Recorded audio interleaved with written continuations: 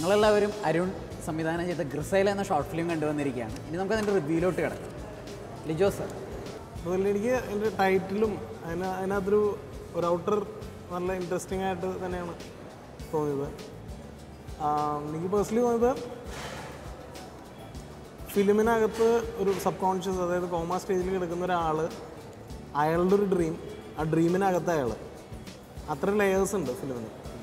അപ്പോൾ അത്ര ലെയേഴ്സ് കാണുന്ന ഒരു ഫിലിമിന് ഞാൻ ഇതിൽ കൂടുതൽ ഇൻട്രസ്റ്റിംഗ് ആയിട്ടുള്ള ഫാക്ടേഴ്സ് എക്സ്പെക്ട് ചെയ്തു. അതായത് ഇത് ഒരുപാട് ലെയേഴ്സിൽ ഫിലിം കിടക്കുന്നുണ്ട്. എനിക്കിതിനകത്ത് അപ്പീൽ ചെയ്യാതിരുന്നത് ആ റൂമിനകത്ത് ഷൂട്ട് ചെയ്ത ഏരിയ ആണ്. അത് എൻറ്റയർ ഫിലിമിൽ നിന്ന് മാറി നിൽക്കുന്ന പോലെ എനിക്ക് തോന്നി.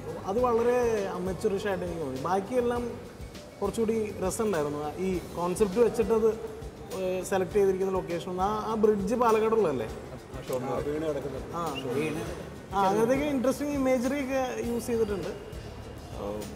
പിന്നെ ഇങ്ങനത്തെ ഒരു സ്ലൈറ്റ്ലി എക്സ്പെരിമെൻ്റൽ ആയിട്ടുള്ളൊരു കോൺസെപ്റ്റാണ് എന്ന് തന്നെയാണ് എനിക്ക് ഫീൽ ചെയ്തത്. ബാക്കിയുള്ള ചില ഏരിയാസ്, അതായത് ടെക്നിക്കൽ ആംഗിളൊക്കെ കുറച്ചുകൂടി ഇൻട്രസ്റ്റിംഗ് ആക്കാമായിരുന്നു എന്ന് തന്നെയാണ് എനിക്ക് തോന്നിയത്. ബേസിക്കലി അതായത് ഇത്തരത്തിലൊരു കോൺസെപ്റ്റ് എടുത്ത് വർക്ക് ചെയ്യുമ്പോൾ കാണിക്കേണ്ടുന്ന ഒരു ലിബർട്ടി ഉണ്ടല്ലോ.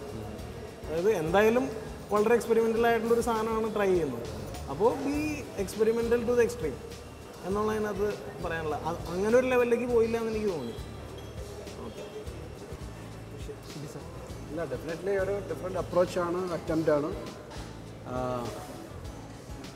പിന്നെ ഈ ലെയേഴ്സിനെ പ്രോപ്പറായിട്ട് യൂസ് ചെയ്തില്ല എന്നുള്ളതാണ് ഒരു പക്ഷേ പെർഫോമൻസിൻ്റെ ഏരിയയിലൊക്കെ നന്നായിരുന്നു. അവരൊക്കെ വളരെ സെറ്റിലായിട്ട് തന്നെ അവർ പെർഫോം ചെയ്തിട്ടുണ്ട്. എസ്പെഷ്യലി ആ പെൺകുട്ടിയും മെയിൻ റോൾ ചെയ്ത ആളൊക്കെ വളരെ ലിമിറ്റഡ് ഏരിയയിൽ മാത്രമാണെന്നുണ്ടെങ്കിൽ അവർ വളരെ കൺട്രോളായിട്ട് വളരെ നന്നായിട്ട് അത് ചെയ്തിട്ടുണ്ട്.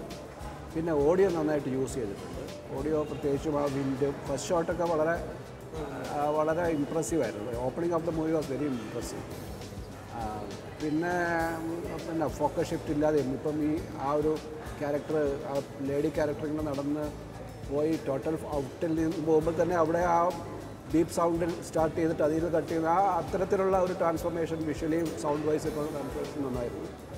അപ്പം ടെക്നിക്കലി നന്നായിട്ട് ടെക്നിക്കൽ ഏരിയ ഇതിൻ്റെ ആ ഒരു സബ്ജക്റ്റിൻ്റെ ഒരു ഫാൻറ്റസി മൂഡിനെ സപ്പോർട്ട് ചെയ്യുന്ന രീതിയിൽ കുറേയൊക്കെ ഉപയോഗിച്ചിട്ടുണ്ട്. പക്ഷേ ഇനിയും സാധ്യതകളുണ്ടായിരുന്നു.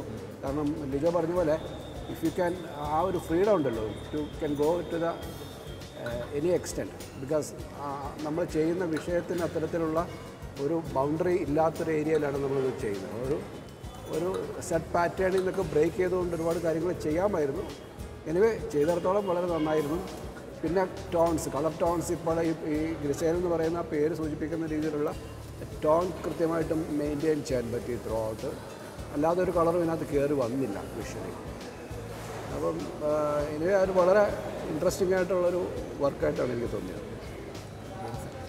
എനിക്ക് ലിജോ പറഞ്ഞതുപോലെ ആ മുറിയിൽ എത്തിയപ്പോൾ സംഭവിച്ചത് എനിക്ക് തോന്നുന്നതേ, ഗ്രേ സോൺസിൽ നിൽക്കാതെ വളരെ കോൺക്രീറ്റ് ക്ലാരിറ്റിയിലേക്ക് വന്ന് വീണപ്പോൾ ഉണ്ടായ ഒരു രുചിയാണ് നമുക്കുണ്ടായത്.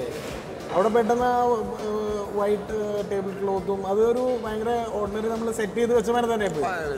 അതിനൊരു അവിടെ ശരിക്കും ഒരു റിയൽ ലെവൽ, പക്ഷേ അതൊരു വേറെ അർത്ഥത്തിൽ എനിക്കൊന്നും, പക്ഷേ അതാണ് ഏക റിയൽ സിറ്റുവേഷൻ.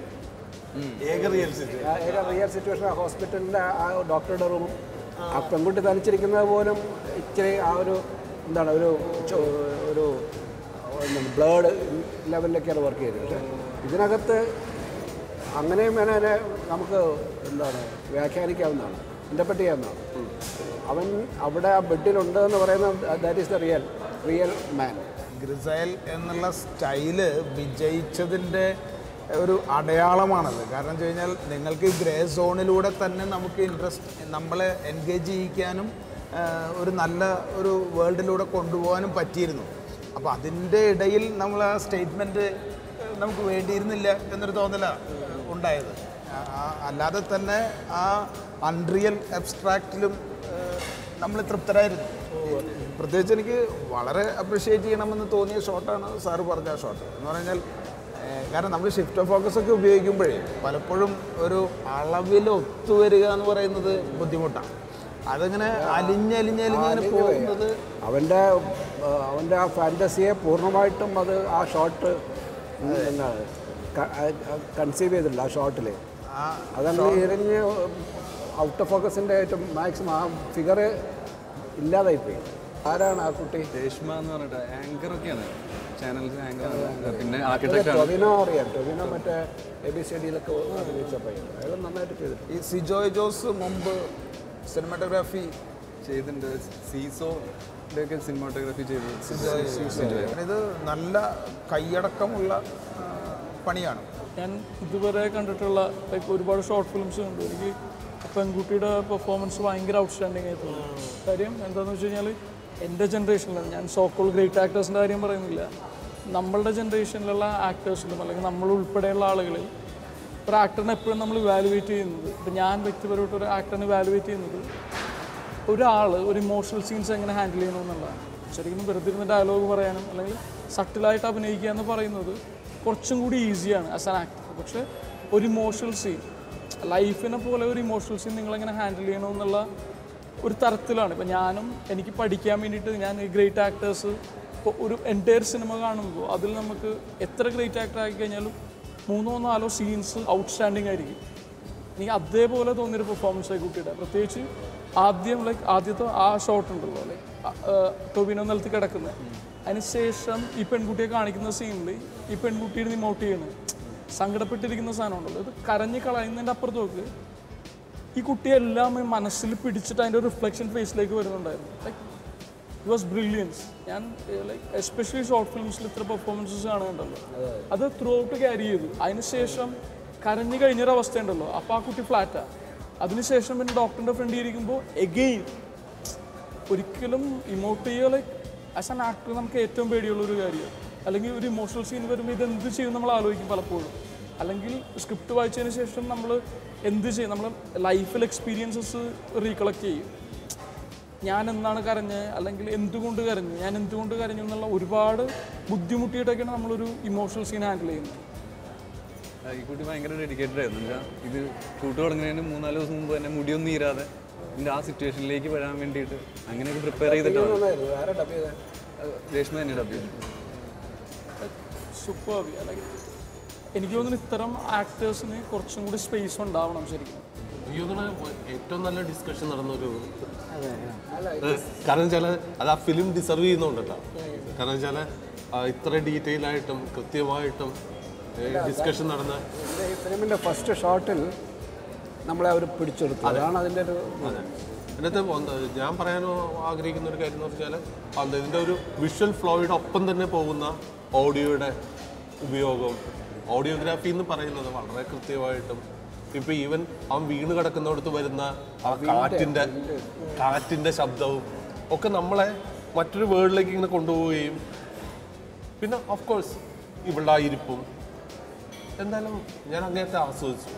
ഓഡിയോ ന്യൂവാൻസസും ഈവൻ ആ കോമ്പോസിഷൻ്റെ ഒക്കെ ഫീല് കിട്ടണമെങ്കിൽ ഒരു വീഡിയോ പാർലറിലെങ്കിലും അല്ലെങ്കിൽ അങ്ങനത്തെ ഒരു ആംബിയൻസിൽ ഇത് കാണിക്കാൻ ശ്രമിക്കേണ്ടതാണെന്ന് എനിക്ക് തോന്നുന്നു. ഒരു മേക്കർ എന്നുള്ള രീതിയിൽ ഒരു മേക്കർ എന്നുള്ള രീതിയിൽ നമുക്കും ഒരുപാട് കോൺഫിഡൻസ് തരും.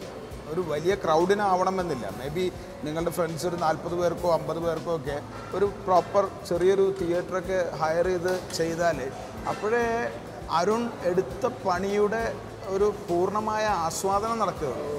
ഇല്ലെങ്കിൽ നമ്മൾ റോഡരികിൽ സദ്യ വിളമ്പിയ പോലെ ഇരിക്കും വെബിൽ കാണുന്നത്. അതിൻ്റെ ഒരു രുചിയിൽ ആസ്വദിക്കാൻ കഴിയാതെ പോയേക്കാം.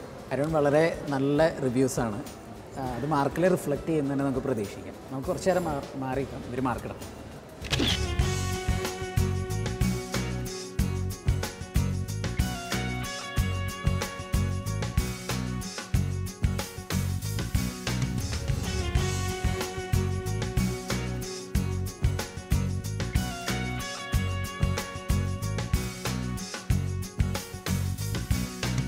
ലിജോ സർ, അപ്പം അരുൺ, ഞങ്ങളെല്ലാവരും ഒരു ഇൻ ജനറൽ ചർച്ച ചെയ്തപ്പോൾ തന്നെ വളരെ ഇമ്പ്രസ്ഡ് ആയിട്ടാണ് ഞങ്ങൾക്ക് കാര്യങ്ങൾ തോന്നിയത്. അപ്പോൾ അത് മാർക്ക് ഡിവൈഡ് ചെയ്തിരിക്കുന്നത് അതിൻ്റെ concept, cinematography, edit, audiography, performance, ഇങ്ങനെയുള്ള 5 ലെവൽസിനായിട്ട് 10 മാർക്കുകളും അതിൻ്റെ സെക്കൻഡ് ഹാഫ് 50 മാർക്സ് ഡയറക്ഷനും അങ്ങനെയാണ് ഡിവൈഡ് ചെയ്തിട്ടുള്ളത്. ഇതിന് കോൺസെപ്റ്റ് ലെവലിലാണ് എൻ്റെ ഏറ്റവും സ്ട്രോങ് പോയിന്റ് കിടക്കുന്നതെന്ന് ഞങ്ങൾക്ക് എല്ലാവർക്കും പേഴ്സണലി ഫീൽ ചെയ്തു. അതിന് 9 മാർക്കുണ്ട്. സിനിമോട്ടോഗ്രാഫി അതുപോലെ തന്നെ ആ കോൺസെപ്റ്റിനെ എത്ര സപ്പോർട്ട് ചെയ്യാൻ പറ്റും അത്രയും സപ്പോർട്ട് ചെയ്തിട്ടുണ്ട്, അതും 9 ആണ്. എഡിറ്റ് ഇങ്ങനത്തെ ഒരു കോൺസെപ്റ്റിന് ഏറ്റവും ഇൻട്രസ്റ്റിംഗ് ആയിട്ടൊരു പാറ്റേൺ തന്നെയാണ് അത് ഫോളോ ചെയ്തിട്ടുള്ളത്, അതിനും 9 ആണ്. ഓഡിയോഗ്രാഫി പെർഫോമൻസസും എല്ലാം 9 തന്നെയാണ് ഞങ്ങൾ കീപ്പ് ചെയ്തിട്ടുള്ളത്. അപ്പോൾ ഇൻ ജനറൽ അതിൻ്റെ ഒരു ടോട്ടൽ 45 മാർക്സും ഡിറക്ഷൻ അതിന് ഇതെല്ലാം കോർഡിനേറ്റ് ചെയ്തുകൊണ്ട് എത്രത്തോളം നന്നായി അത് കൊണ്ടുവരാൻ കഴിഞ്ഞു അതിനും നമ്മൾ 45 ആണ് കൊടുത്തിട്ടുള്ളത്. ഇൻ ജനറൽ 90 മാർക്സ് എനിക്ക് തോന്നുന്നു ഇവിടെ വന്നിട്ടുള്ള ഫിലിംസിൽ ഹയസ്റ്റ് മാർക്കാണ്. അപ്പോൾ കൺഗ്രാറ്റ്സ്.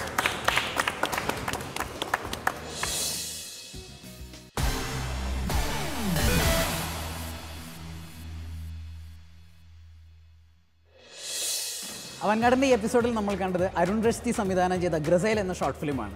അവൻഗാർഡിൽ ഇതുവരെ കാണിച്ചതിൽ ഏറ്റവും ഹയസ്റ്റ് മാർക്ക് നേടിയ ഷോർട്ട് ഫിലിമാണ് ഗ്രസൈൽ. 90 ഔട്ട് ഓഫ് 100 ആണ് ജഡ്ജസ് കൊടുത്തിരിക്കുന്ന മാർക്ക്. ഇനി അരുണിന് വേണ്ടത് നിങ്ങൾ പ്രേക്ഷകരുടെ മാർക്കാണ്. ഔട്ട് ഓഫ് 10 നിങ്ങളുടെ മാർക്ക് എത്രയാണെന്ന് മീഡിയ വണ്ണിൻ്റെ website, email ID, Facebook page ഇതിലൂടെ ഞങ്ങളെ അറിയിക്കുക. അടുത്ത എപ്പിസോഡിൽ വീണ്ടും കാണാം. ബൈ.